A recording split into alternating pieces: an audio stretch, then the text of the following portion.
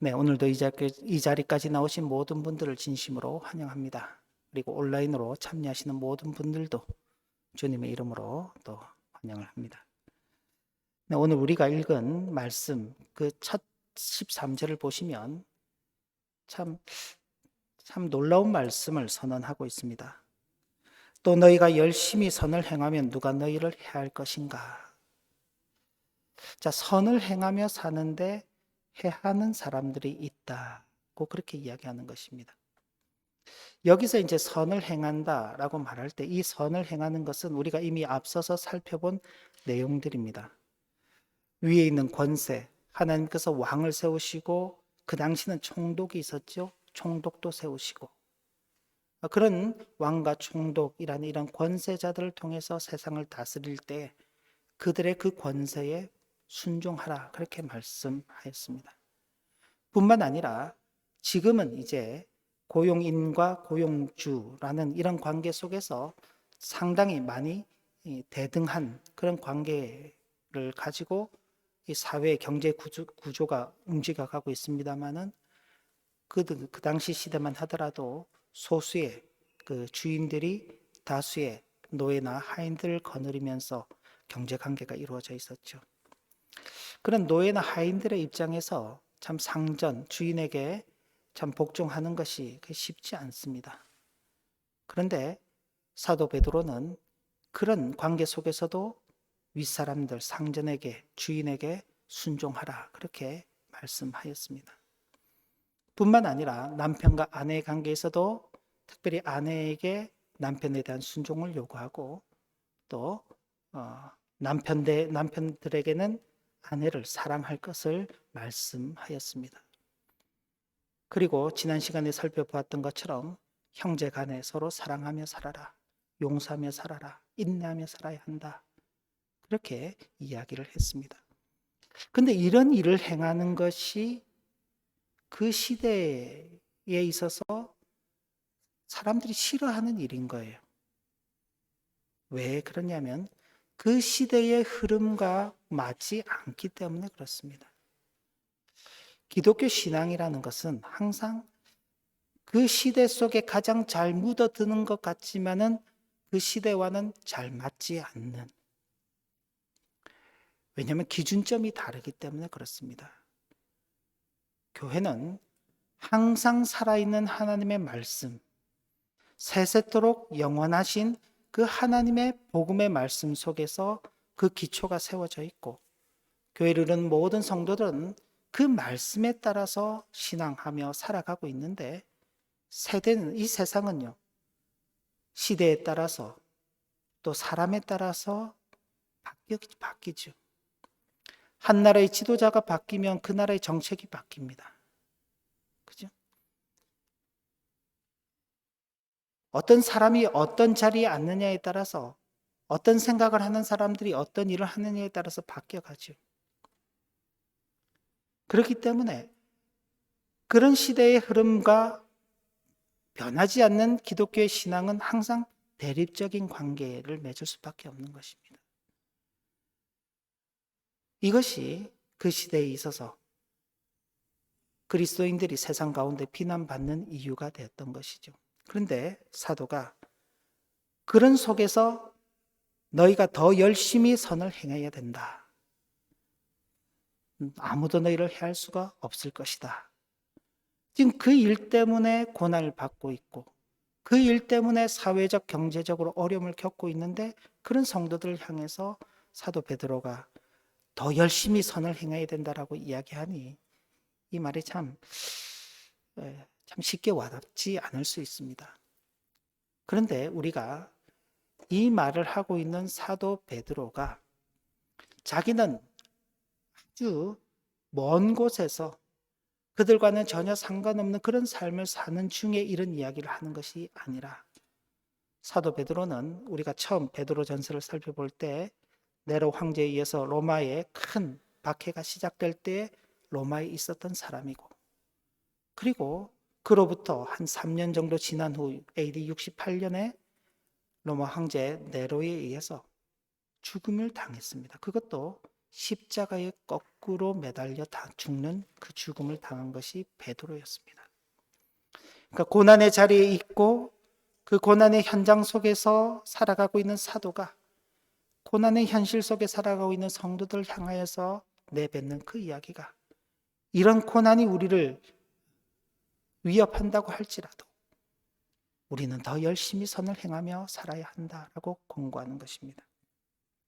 자, 이 말씀에 담긴 의미를 보면, 이 말씀이 열심히 선을 행하면 성도는 어떤 어려움도 겪지 않는다라는 그런 의미가 아닙니다. 열심히 선을 행하는 자, 이 시대에 하나님께서 세우신 권세에 복종하고 사회 질서에 복종을 하고 아내는 남편에게, 남편은 아내에게 그 책임과 의무를 다하고 형제 간에 서로 사랑하는 그 일을 할지라도 어디 봐도 이 나쁜 게 없잖아요. 1등 시민이고, 그죠? 1등 사회인이고 1등 아내, 1등 남편, 1등 형제가 될 수 있는데 그런 일들을 하는데도 불구하고 고난을 받을 수 있다는 것입니다. 그러면 너희가 열심히 선을 행하면 누가 너희를 해야 할 수 있을 것인가? 라는 이 말은 하나님의 눈이 의인을 향하고 있고 하나님의 귀가 의인의 간구하는 소리를 들으신다는 앞선 12절 말씀에 근거해서 볼 때 성도가 그런 하나님을 신뢰하고 내가 지금 하고 있는 그 일을 하나님께서 보고 계시고 그 일을 하는 중에 내가 간구하는 소리를 하나님께서 듣고 계시기 때문에 사람들이 나에게 대해서 무엇라 할지라도 하나님께서 나와 함께 하신다는 사실을 믿고 그 일들을 행한다면 하나님께서 우리를 지키시고 보호하실 것이다 라는 그 확신을 주는 말씀인 것입니다. 그러면서 성도는 고난 속에서도 복을 누리는 자다는 아주 놀라운 말씀이 이어지는 것입니다. 이어지는 14절을 말씀을 보시면 그러나 의를 위하여 고난을 받으면 복 있는 자다. 선을 행하는 그 일로 고난을 받으면 앞서 말씀드린 그런 선한 일들을 행함으로 말미암아 누군가가 우리를 미워하고 그 일로 인하여서 우리가 사회적으로 여러 어려움에 처한다 할지라도 그 삶 자체가 복이 있는 삶이다. 그들이 두려워하는 것, 이 번역이 조금 깔끔하지 못한데 이렇게 좀 들으시면 되겠습니다. 그들의 위협 혹은 그들이 두렵게 하고자 하는 것들, 그것을 두려워하지 말며 근심하지 말고 너희 마음에 그리스도를 주로 삼아 거룩하게 하고 너희 속에 있는 소망에 관한 이유를 묻는 자들에게 대답할 것을 항상 준비하는데 말로 하는 게 아닙니다. 온유와 두려움으로 하고 선한 양심으로 하는 것이다. 이는 그리스도 안에 있는 너희 선행을 욕하는 자들로 그 비방하는 일에 하나님 앞에서 부끄러움을 당하게 하려 함이라. 제가 이제 끼워 넣은 겁니다. 우리가 선을 행하며 사는 그 일이 결국 우리를 비방하는 자들이 하나님 앞에서 그 부당함이 드러나게 되는 일인 것입니다. 그래서 그들이 하나님 앞에서 장차 부끄러움을 당하게 될 것입니다. 선을 행함으로 고난받는 것이 하나님의 뜻일진데 악을 행함으로 고난받는 것보다 아니라. 그래서 성도는 고난 중에서도 복을 누리는 자다는 아주 놀라운 말씀을 하고 있습니다. 세상적인 안목에서 본다면은 이게 복일 수 있을까 싶습니다. 우리가 이제 소위 말하는 팔복, 산상수훈, 팔복선언, 그 말씀의 제일 첫머리에 보면은 마태복음 5장 3절 이하인데 심령이 가난한 자는 복이 있나니 천국이 저희 것이며. 심령이 가난하다. 이 가난이라는 것을 그 헬라 원문대로 본다면은 파손되었다라는 의미입니다. 배가 파손이 되었죠. 배가 바다에서 파손이 되면 어떻게 됩니까? 물에 다 빠지게 되고 살아나기가 굉장히 어려워지죠. 심령이 파손된 사람, 그 영적인 상태가 완전히 무너진 사람. 뭐 이게 정확하게 표현할 수도 없지만 정신 체계가 굉장히 이제 무너져서 정신력이 이렇게 상실된 사람. 근데 성경은 그런 사람들이 복이 있다고 말하는 것입니다. 그러면서 천국이 저희 것이다. 좀 이상하죠? 주님께서 이런 말씀을 하셨을 때 자신의 의지, 자신의 정신, 자신의 마음을 가지고 살려고 하는 사람은 천국을 소망하지 않습니다. 그 사람들에게는 천국이 중요하지 않아요. 자신이 가진 것이 훨씬 더 중요합니다. 그런데 자신이 가진 게 아무것도 없어요. 자신이 의지할 것이 아무것도 없어요. 이 세상에서는 자신은 파산한 사람과도 같은 것입니다. 그러니 이 세상의 것을 의지하지 않고 하늘의 것을 의지하죠. 그래서 그 사람이 복이 있다라고 말하는 것입니다. 그러나 세상적인 관점에서 본다면은 심령의 가난함은 결코 복이 될 수 없습니다. 마찬가지로 의를 위해서 고난을 받는 것 역시 복이라고 말하기 어렵습니다. 따라서 성도가 자신이 당하는 그 고난만을 본다면 결코 나는 복 받았다라고 말하기가 어려운 것이죠. 이렇게 고생하며 사는데 왜 나를 두고 복을 받았다고 이야기하지? 나는 어렵고 너무나 힘들고 도저히 이 삶을 감당할 수가 없는데. 그때 사도 베드로가 그래, 너희를 보지 말고 너희 자신을 본다면은 그렇게 한없이 고통스럽고 절망적이고 아무런 소망이 없는 그런 자신만을 발견할 뿐이지만 너희 자신을 보지 말고 그리스도를 바라보라 라고 말하는 것입니다. 3장 18절 말씀인데 오늘 우리가 읽은 본문은 아닙니다만 18절 보시면 그리스도께서도 단번에 죄를 위하여 죽으사 의인으로서 불의한 자를 대신하셨으니 이는 우리를 하나님 앞으로 인도하려 하심이라. 육체로는 죽임을 당하시고 영으로는 살리심을 받으셨으니 라며 성도들이 선을 행함으로 받는 고난을 그리스도가 당하신 그 고난과 연결시킨 것입니다. 성도가 당하는 그 고난은 그리스도께서 당하신 그 고난의 연장선상 속에 있다. 우리 주님께서도 누구든지 나를 따라오려거든 자기를 부인하고 자기 십자가를 지고 따라오라고 말씀하셨죠. 그래서 그 말씀을 들은 제자들이 주님께서 십자가를 지러 가신다는 그 말씀을 할 때 야, 우리도 십자가 지러 따라가자라고 그렇게 말했는데 그게 무슨 의미인지 몰랐죠. 정작 주님께서 십자가를 지시는 그 장면을 보고는 다 놀라서 도망가 버린 것입니다. 그런데 주님께서 십자가의 고난 후에 장사되시고 사흘 만에 다시 부활하신 그 주님을 만나고서야 십자가를 진다는 것이 무엇이구나 하는 것을 깨닫게 되는 것입니다. 그 부활하신 주님을 만나기 전까지는 사람들이 무서워서 문을 걸어 잠그고 집 안에 갇혀있던 그 제자들이 부활하신 주님을 만나고 난 다음부터는 문을 열고 밖으로 나가서 예수 그리스도의 부활과 예수 그리스도의 복음을 전하는 것입니다. 사람들이 매를 때리며 예수 그리스도에 대해서 전하지 말라라고 말할 때 주님을 모른다고 3번이나 부인했던 베드로, 내가 이 말을 하지 않을 수가 없다. 내가 죽을지라도 나는 예수 그리스도의 이 복음을 증거하는 이 일을 멈출 수 없다라고 그렇게 당당하게 이야기하는 것입니다. 왜요?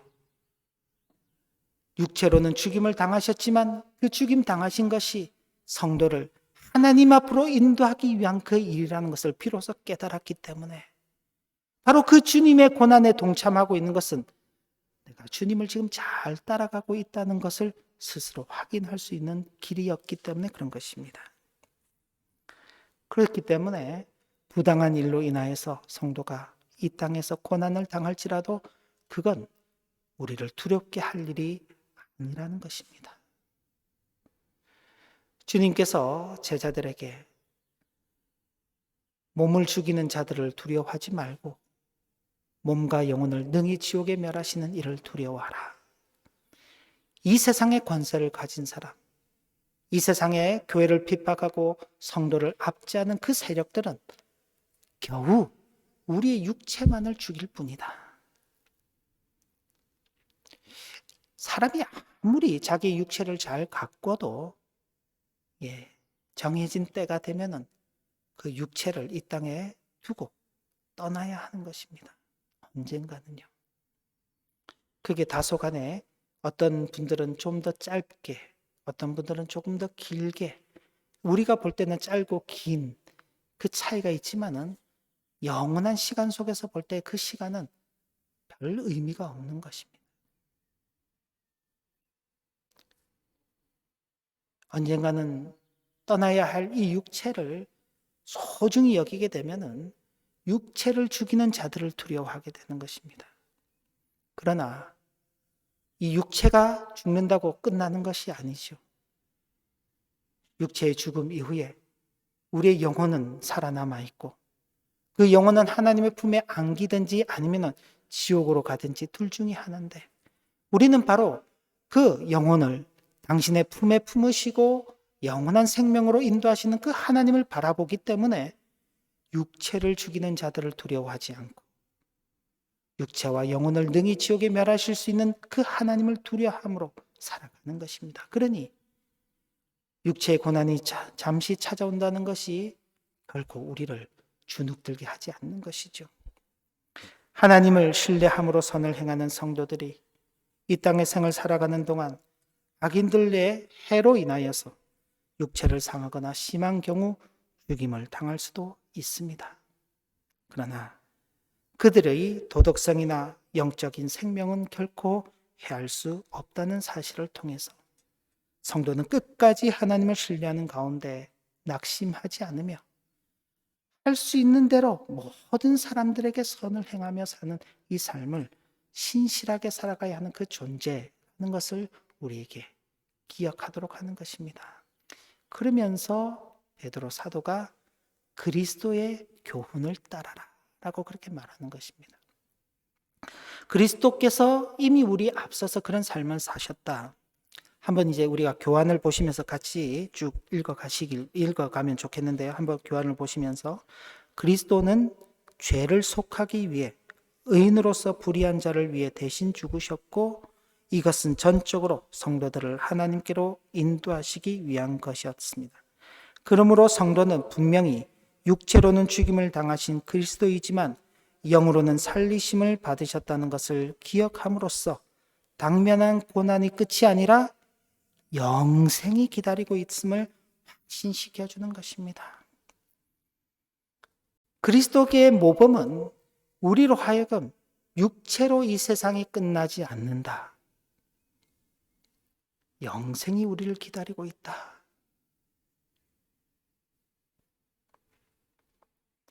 이 확신 속에서 당면한 현실을 살아가도록 우리에게 교훈하는 것입니다. 두 번째로 같이 또 한번 읽어볼까요? 그리스도의 부활은 노아 시대에 불순종하던 자들, 즉 현재 옥에 있는 영들에게까지 그리스도가 주 되심을 선포하신 것으로 이를 통하여 사단과 죽음의 세력을 이기셨음이 확증되었다. 따라서 고난 중에 있는 성도라 할지라도 그들은 구원의 방주에 승선한 자들이라는 사실을 기억하게 함으로써 소망을 놓쳐버리지 않도록 한다. 노아의 홍수 때 노아와 그 가족, 8명이 방주에 탔죠. 자, 방주 안에 갇혀 있기 때문에 밖에서 무슨 일이 일어나는지 모릅니다. 비가 내리고 천둥 번개가 치고 물결이 출렁이니 방주가 가만히 있을까요? 아니면 요동을 칠까요? 방주가 요동을 치는 것입니다. 밖은 어떤 상태인지 몰라요. 온 땅이 다 물에 잠겼는지, 일부만 물에 잠겼는지, 자신들만 살았는지, 밖에 다른 사람도 여전히 살고 있는지 몰라요. 그런데 방주 안에 자신들은 갇혀 있죠. 방주는 요동을 치는 것입니다. 하루 이틀도 아니고 밖을 내다볼 수도 없어요. 노아가 거기서 기뻐 찬양을 했을까요? 아무런 두려움 없이 편안히 잠을 잤을까요? 그렇지 않을 것입니다. 이렇게 자신의 생이 끝나는 건 아닌가? 우리가 정말 살기는 살 수 있을 것인가? 하며 오늘이면 이 일이 끝날까? 내일이면 끝날까? 오늘도 끝나지 않고 내일도 끝나지 않으니 모레도 끝나지 않을 것이고 영원히 이렇게 지속되는 건 아닐까? 방주에 갇혀 있는 것이 밖에서 볼 때는 우리가 먼 그림으로 볼 때는 홍수가 치고 비가 내리고 막 그러니까 방주에 있는 게 안전하게 보이지만은 아무것도 모르는 상태에 방주에 들어가 있는 사람은요. 거기가 가장 불안한 것입니다. 그런데 그 방주는 멸망받는 방주가 아니었습니다. 구원하는 방주였습니다. 왜요?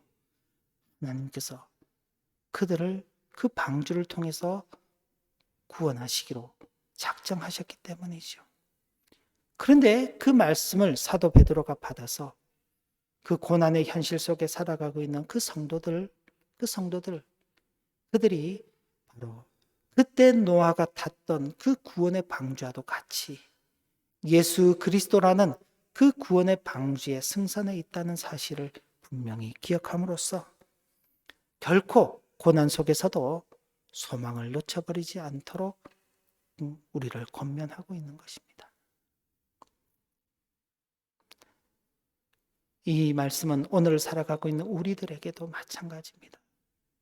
내가 생각했던 것과 계획하는 일들이 뜻대로 되지 않을 수 있습니다. 내가 마음먹은 대로 되지 않을 수 있습니다. 직장과의 관계, 학교와의 관계, 사람들과의 관계, 그래서 너무나 힘들고 어려워서 나 홀로 갇혀 있는 것 같은, 이 세상에 아무도 나를 도우지 못할 것 같은, 그래서 절망으로 더 깊이 들어갈 수 있을 그런 형편에 처할 수 있습니다. 그러나 분명한 것은 우리 주님께서 부활하시고 그 부활에 우리를 참여시키심으로 말미암아 우리 역시 바로 그 구원의 방주에 승선하고 있다는 것을 분명히 기억하고 결코 어떤 어려움 속에서라도 소망을 잃어버리지 말라고 격려하는 것입니다. 세 번째, 같이 한번 읽겠습니다. 부활하신 그리스도와 연합하여 세례를 받은 성도들은 육체의 더러운 것을 씻어내는 것에 머무는 자들이 아니라 새 생명으로 하나님과의 교제가 회복된 자들이며 선한 양심으로 하나님을 향하여 찾아가는 자들이며 하늘에 오르사 하나님 우편에 앉아 계시며 천사들과 권세들과 능력들이 복종하는 그리스도의 영광에 참여하는 자들임을 확신하게 함으로써 고난 중에서도 믿음을 잃어버리지 않게 하는 것입니다. 우리는 세례를 받음으로 우리 육체의 모든 죄와 허물을 씻음받았습니다. 씻고 나면은 끝인가요? 자, 여러분들 목욕하고 난 다음 어떻게 하나요? 목욕하고 나면 끝인가요? 새 옷을 꺼내 입지요. 새 옷을. 목욕했다고 옛날 입었던 더러운 옷을 다시 입지 않습니다. 목욕하고 나면 새 옷을 꺼내 입지요. 예, 우리의 옛 사람은 죽고 새 사람을 입는 것입니다. 새 생명으로 하나님과 화목된 자들이 되는 것이죠. 그리고 선한 양심으로 우리는 하나님을 찾아 나아가는 자들입니다. 하나님께서 기뻐하시는 뜻을 찾아 행하며 사는 것입니다. 비록 사람들이 우리를 보며 손가락질할 수 있습니다. 때로는 우리를 위협할 수도 있습니다. 때로는 우리를 괴롭히고 죽일 수도 있습니다. 그러나 우리는 우리의 선한 양심에 따라 믿음에 따라서 하나님을 향해서 나가는 자들, 하나님의 뜻을 이루며 사는 자들입니다. 그렇게 걸어가는 그 걸음이 어디를 향하고 있느냐? 하나님 보좌 우편에 앉아 계시며 천사들과 권세들과 이 땅의 많은 세력들, 그 세력들이 복종하고 순종하고 있는 그리스도의 그 영광의 자리로 나가는 것입니다. 주님이 기다리고 계시죠. 주님이 기다리고 계십니다. 오늘 말씀 일기의 마지막 부분에서도 인용을 했는데 우리 주님께서 제자들을 떠나신다 말씀하시며 자, 내가 떠나는데 왜 떠났냐?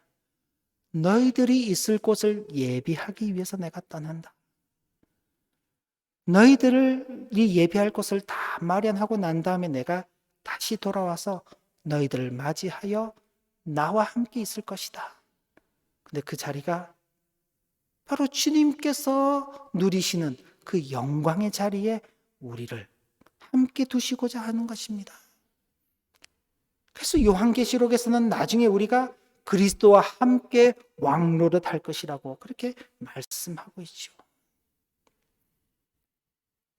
그러니 아무리 이 땅의 현실이 어렵다 할지라도 믿음을 굳게 부여잡고 우리의 걸음걸음들을 걸어가는 것입니다. 성도가 받는 고난에 아무런 의미가 없는 것이 아닙니다. 하나님의 깊으신 뜻이 담겨져 있습니다. 그 뜻을 헤아리며 어떤 형편에서도 하나님을 신뢰하며 고난 속에서도 복을 누리는 성도의 삶을 살아가야 하겠습니다. 예수 그리스도로 말미암아 우리는 구원의 표를 받은 사람들입니다. 여러분들 모두 그리스도로 말미암아 구원의 확신 가운데 여러분들 살아가고 있습니다. 흔들리지 않습니다.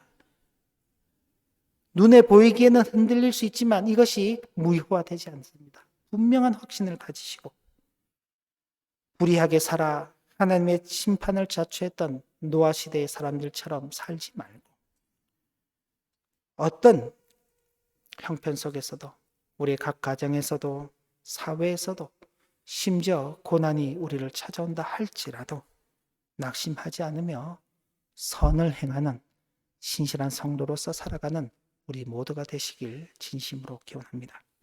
함께 기도합니다. 하나님 아버지, 참 길지 않는 인생길을 걸어가는데 참 우리가 감당할 수 없는, 이해할 수 없는 어려움들이 참 많이 있습니다. 그 일로 인하여서 우리가 참 마음이 무겁고 때로는 슬픔에 빠지기도 합니다. 그러나 이 모든 일들이 하나님께서 우리로 하여금 우리가 하나님께 속한 자이고 하나님의 구원을 받은 자이고 하나님께서 주실 그 영광에 이를 자라는 것을 확신하며 살아가도록 하기 위해서 주는 그 삶의 자리인 줄 알고 주신 교훈의 말씀을 마음에 새기고 믿음 가운데 소망을 가지고 확신 속에서 살아가는 성도의 복된 일생 되도록 은혜 베풀어 주옵소서. 예수님 이름으로 기도 올리옵나이다.